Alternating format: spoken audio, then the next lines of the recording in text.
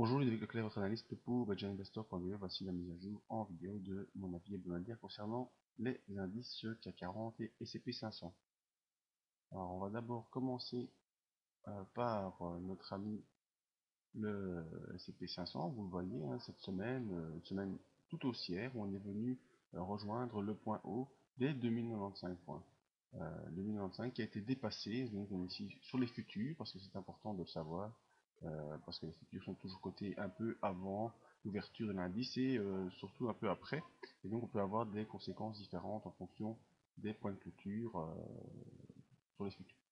Et donc l'évolution du futur à la clôture de ce vendredi soir, eh bien, il est à la hausse, il est au-dessus, il vient de passer la zone des 2095.1 point 2095, et l'important aussi c'est l'ouverture de la bande de Bollinger, qui correspond à un MACD au-dessus de son signal et au-dessus de 0 en expansion, et un RSI qui passe au-dessus de 60. Donc tout ça nous montre que la volonté haussière est de retour sur le S&P 500 et qui pourrait donc pour se poursuivre. Alors se poursuivre vers où? Eh ben moi je vous propose simplement de faire le report du range compris entre 1974 et 2095. Ça nous fait un range plus de 100 points, hein, 120 points, quasiment exactement. Donc il faut reporter l'objectif 120 points au-dessus des 2095. 120 points au-dessus de 2095, ça fait 2210 points, quelque chose comme ça.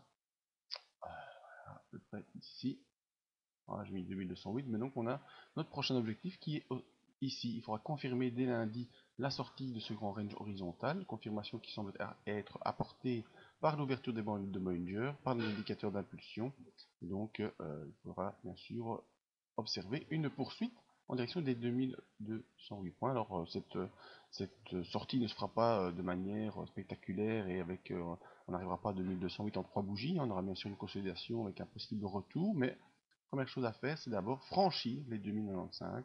Et comme support, on a la zone des 2064. Vous voyez, c'était une zone de double top ici. Les 2064 qui a été difficile à franchir. Et donc, en support, pour l'instant, on a 2064 points en support, 2095 à franchir et à confirmer dès lundi, avec un objectif à 2208 points. Donc voilà, c'était mon avis simplifié, rapide, direct sur le S&P 500. Vous pouvez me rejoindre lundi matin en direct, on fera un nouveau point de marché avec des unités de temps plus basses. Vous pouvez passer sur le site également voir nos autres analyses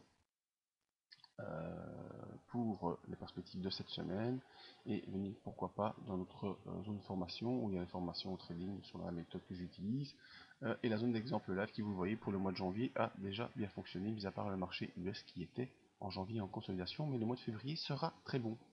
Merci à tous, à bientôt.